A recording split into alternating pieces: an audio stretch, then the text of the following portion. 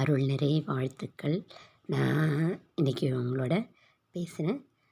ஓம் குருர் பிரம்மா குருர் விஷ்ணு குருர் தேவோ மகேஸ்வர குரு சாட்சாத் பரபிரம்மம் தஸ்மை ஸ்ரீ குருவே நமக. குருவோட அருளால் தான் நான் பேசிகிட்டு இருக்கேன்.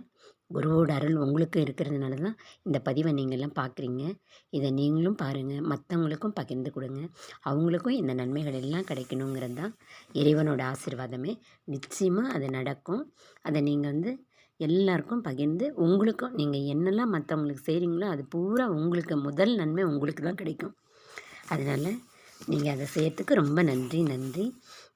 நீங்கள் என்னோடய பதிவுகள் எல்லாத்தையும் பார்க்குறதுக்கு ரொம்ப நன்றி. நீங்கள் எல்லோரும் தெய்வீக நிலை அடையணும், வாழ்க்கையில் நீங்கள் எல்லோரும் வெற்றி அடையணும், உங்களோட தேவைகள் எல்லாமே பூர்த்தி ஆகணும் அப்படிங்கிறது தான் என்னோடய ஆசை. நான் இதில் என்னை பற்றி நான் உங்களுக்கு கொஞ்சம் அறிமுகப்படுத்திக்கிறேன். நான் 93 எனக்கு ரொம்ப தேடுதல், இறைவனை பற்றி ரொம்ப தேடுதல் இருந்துகிட்டே இருக்கும். அந்த தேடுதல் தான் எனக்கு இவ்வளோ தூரம் என்னை கொண்டதுக்கே காரணம். நான் இந்த பதிவில் என்னை அறிமுகப்படுத்திக்கிறேன். என்னோடய பேர் அருள்மொழி. நான் கோயம்புத்தூர்லேருந்து தான் இதை பதிவுகளில் அவங்களுக்கு கொடுக்குறேன். என்னென்னா, யோகிகள் சாதுக்கள், சித்தர்கள், முனிவர்கள் எல்லாருமே அவங்க இன்னமும் உயிரோடு வாழ்ந்துட்டுருக்காங்க. சித்தர்கள் எல்லாருமே. நான் சித்தர்கள் எல்லாரையும் வழிபடுவேன், தியானம் பண்ணுவேன். அவங்க எல்லா வகையிலையும் எனக்கு பதில் சொல்லி எல்லா நன்மையும் செஞ்சிட்ருக்காங்க. நான் 93 ரொம்ப எனக்கு இறைவன் மேலே ரொம்ப பிரியம், ரொம்ப அன்பு. ஏன்னா அவங்க தான் நம்மளோட வாழ்க்கை. எனக்கு தெரியல அது எப்படி எங்கள் முன்னோர்கள், என்னோடய அம்மா அப்பா தாத்தா பாட்டி எங்கள் முன்னோர்கள் அருளால் தான் எனக்கு இது கிடச்சிருக்கு. அவங்க எல்லாருக்கும் நான் நன்றி சொல்லிக்கிறேன். இதை வேதாத்ரி மகரிஷியோட கிளாஸ் அட்டன் பண்ணேன்.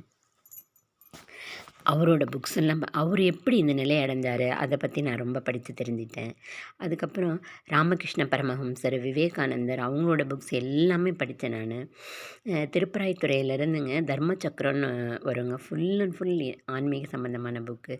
அது ஏறத்தாழ ஒரு 30 வருஷமாக நான் ஒன்று விடாமல் படித்து பண்ணுவேன். அதே மாதிரி அரவிந்தர் அன்னை பாண்டிச்சேரியில் அவங்க எனக்கு தியானத்தில் ப்ளஸ் பண்ணியிருக்காங்க. அவங்களே நினச்சி நான் தியானம் பண்ணியிருக்கேன். இந்த மாதிரி நான் அதே மாதிரி ஈஷா அவரோட இதுவும் கிளாஸ் அட்டன் பண்ணியிருக்கேன். அவர் எப்படி இந்த நிலையை அடைஞ்சார் அப்படிங்கிறத சம்மந்தமாக அவரோட புக்ஸ் எல்லாமே படிச்சிருக்கேன் நான். எனக்கு இது மேலெல்லாம் ரொம்ப ஈடுபாடுங்க. இல்லற வாழ்வுலையும் அதே மாதிரி தான் நல்லபடியாக எல்லாரையும் மன திருப்தியாக நான் செய்யணும், யார் மனதும் புண்படாத நடந்துக்கணும்னு நினச்சி தான் வாழ்வேன் நான். அப்படி நான் இப்படியே செஞ்சுட்டு இருக்கும் பொழுது தான் எனக்கு என்னென்னா, வேதாத்ரி மகரிஷி, ஈஷா எல்லாமே என்னென்னா அவங்களோட வழியில் யோகத்தின் மூலமாக இறைவன்கிட்ட கூட்டிகிட்டு போனாங்க. எனக்கு அது எல்லாமே ஓகே தான் அப்படின்னு இருந்தால் கூட மனசுக்குள்ளார ஏதோ என்னோடய கேள்விக்கு பதில் கிடைக்காம, ஏன் எல்லோரும் கோவமாக இருக்காங்க, திட்டுறாங்க, அந்த பக்கம் ஒரு மாதிரி பேசுகிறாங்க, இந்த பக்கம் ஒரு மாதிரி பேசுகிறாங்க, ஏன் இந்த மாதிரி மனிதர்கள்லாம் இருக்காங்க, இவங்களோட வாழ்கிறது ரொம்ப கஷ்டமாக இருக்கே அப்படின்லாம் நான் நினைப்பேன். நான் இதுக்கு பதில் வேணும்னு நினச்சேன். அந்த சமயத்தில் தான் பகவானோட அறிமுக வகுப்பு எங்கள் வீட்டுக்கு ஏற்ற மாதிரி அவங்க இந்த மாதிரிங்க, பகவான் கிருஷ்ணரே இப்போ பெருமாளே வந்திருக்காங்க, கல்கி அவதாரமாக நம்ம துயரங்கள் எல்லாம் போயிட்டு நமக்கு எல்லாமே வெற்றியாக கிடைக்கிற மாதிரி நமக்கு எல்லாமே செஞ்சு கொடுக்குறாங்கன்னு சொல்லி அவங்க என்கிட்ட சொன்னாங்க. ஓ அப்படியா கவிதாம்மா அப்படின்னு சொல்லி நான் அவங்ககிட்ட சொன்னேன். அப்புறம் 2 நாள் கழித்து எங்கே இங்கே வகுப்பு எடுக்கிறாங்க, நீங்கள் வாங்கன்னாங்க. அதுதாங்க நான் முதல் முறையாக வேறு ஒருத்தர் கூட நான் வெளியில் போகிறது. அது வரைக்கும் நான் போனதில்லை. எங்கள் வீட்டுக்காரங்க போயிட்டு வரமடின்னு சொல்லிட்டாங்க. அப்புறம் நான் போய் உக்காந்தேன். அப்போ தான் அவங்க கிளாஸில் எல்லாமே நடத்துனது. என் மனசுக்கு ரொம்ப ஆனந்தமாக இருந்தது, ரொம்ப இதமாக இருந்தது. என்னோடய ஆன்மா அப்படியே ஒடுங்கி ஆனந்த நிலைக்கு போயிட்டுது. உடனே பகவான் எனக்குள்ளார வந்துட்டாங்க. எனக்கு சிவன் தான் ரொம்ப ரொம்ப இஷ்டம், ரொம்ப இஷ்டம். ஏன்னா எங்கள் முன்னோர்கள் எல்லாம் சிவ வழிபாடு. எனக்கு ரொம்ப ஆனந்த நிலை இருந்தது. உடனே பகவான் எனக்குள்ளே வந்து நான் சிவனாக இருந்து உனக்கு அனுகிரகம் பண்ணுறேன்னு சொன்னாங்க. அப்போவே என் வாழ்க்கையில் வந்து புதுசாக தாய் வயிற்றுலேருந்து பிறந்த மாதிரி ஒரு அனுபவம் எனக்கு கிடச்சிது. ரொம்ப ஆனந்தமாக இருந்தது. அவங்க தான் சொன்னாங்க, விடிகாலம் 3:30 மணியிலேருந்து ஒரு சூரிய உதயம் வரைக்கும் இறைவனை வழிபடுறதுக்கு உண்டான பிரம்ம முகூர்த்த நேரம், நீங்கள் வழிபடுங்க, நீங்கள் நினைக்கிறதெல்லாம் நடக்கும்னு சொன்னாங்க. அதே சமயத்தில்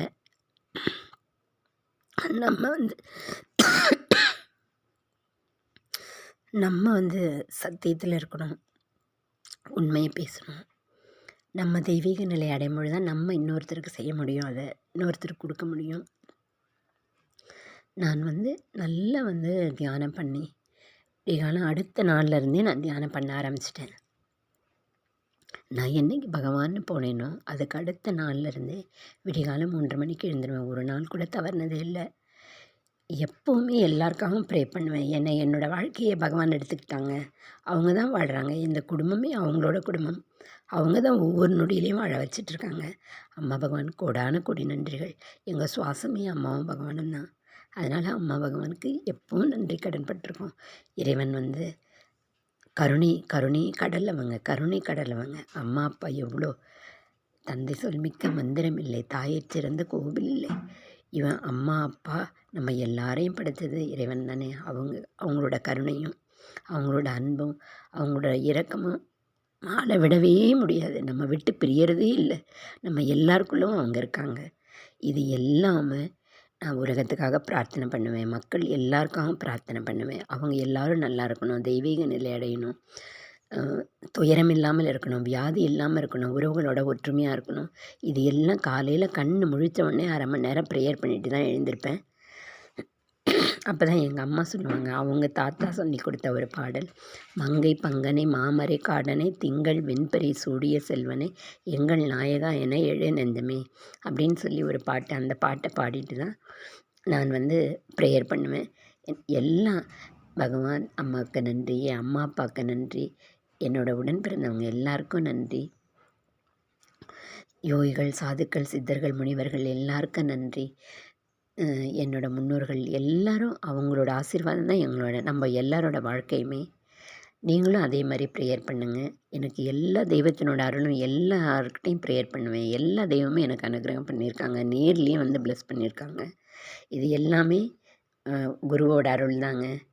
அவங்களோடனால தான் நம்ம எப்படி இப்போ படித்து ஸ்கூலில் போய் படிக்கிறோம், காலேஜில் போய் படிக்கிறோம், வேலைக்கு போகிறதுக்காக படிக்கிறோம், அதே மாதிரி நம்ம இந்த பயிற்சி பண்ண பண்ண பண்ண பண்ண பண்ண பண்ண அன்பு நிறைந்தவர் இறைவன், அருள் நிறைந்தவர் இறைவன், அன்பின் வடிவாம் ஆண்டவனே, அன்பர் மனதில் தாண்டவனே, அன்பர்க்கு என்றும் எளியோனே, இன்பத்துயிர்கட்டு தாயே ஒப்பில் பெருமை தரும். இறைவன் வந்துங்க அளவில்லாத அன்புடையவர், கருணை உள்ளம் படைத்தவர், நம்மளை விட்டு பிரியறதே இல்லை. நம்ம அன்பு கட்ட எளிமையாக நம்மக்கிட்ட வருவார். ஆனால் பெரிய பணக்காரங்க நல்ல காசு பணம்லாம் கொடுக்குறாங்க, அவங்கள தேடி இறைவன் ஓடுவார்னு நினைக்கிறீங்களா? இல்லைங்க. அன்பின் வடிவமாக நம்ம எவ்வளோ அன்பாக அவங்க மேலே இருக்குமோ நம்மளை தேடி எங்கே இருந்தாலும் ஓடி வருவார் கடவுள். அதை நல்லா நீங்கள் தெரிஞ்சுக்கணும். நீங்கள் எல்லாருக்கும் செய்யுங்க. எல்லா தான தர்மம் ஒவ்வொரு பிறவியிலையுமே, நம்ம எடுத்த பிறவியிலேயே மனித பிறவி ரொம்ப உயர்வானது. நம்ம தெய்வீக நிலையை அடையணும். மனித பிறவி, பிறந்த பிறவி வீணாகவே கூடாது. ஒவ்வொரு நாளும் பயனுடையதாக இருக்கணும். நம்ம இன்னொருத்தருக்கு உதவுறதுக்காக தான் நம்ம பிறவியே எடுத்திருக்கோங்கிறத நம்ம தெரிஞ்சுக்கணும். ஏன் தெரியுமா? இறைவன் நேரில் வர முடியாதனால நம்ம எல்லாருக்குள்ளேயும் இறைவன் இருக்கார். ஓடோடி போய் எல்லாருக்கும் உதவி செய்கிறார். நம்ம எல்லார் மூலமாகவும் செய்கிறார். அதை பாருங்களேன்.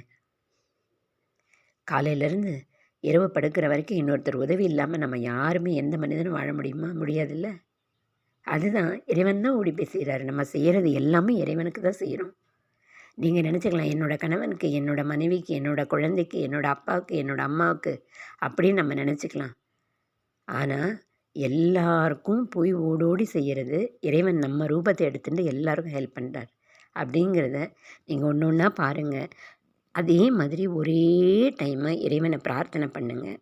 உங்கள் எல்லாருக்கும் என்னென்ன குறைகள் இருக்கோ எல்லா குறைகளையும் நிச்சயமாக அம்மா பகவான் என் மூலமாக உங்களுக்கு நிவர்த்தி பண்ணி தருவாங்க. அதில் எந்த டவுட்டுமே வேணாம் உங்களுக்கு. நீங்கள் நல்லா ப்ரேயர் பண்ணுங்கள்.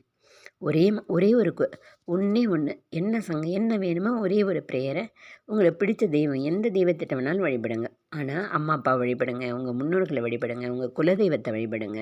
அவங்களெல்லாம் வழிபட்டுட்டு உங்கள் இஷ்ட தெய்வம் என்னவோ நீங்கள் வழிபடுங்க. அப்போ நீங்கள் ஒரு ஒயிட் பேப்பரில் உங்களுக்கு என்ன வேணுமோ அதை எழுதி வச்சுட்டு அதுலேயே நான் கேட்டது நீங்கள் கொடுத்ததுக்கு நன்றி சுவாமி, கோடி கோடி நன்றிகள் சுவாமி, வெற்றி நிச்சயம் சுவாமி, உங்ககிட்ட சொல்லிட்டேன் வெற்றி நிச்சயம் வெற்றி நிச்சயம்னு எழுதி வச்சுட்டு தினமும் தலையணைக்கடியே வச்சுக்கோங்க.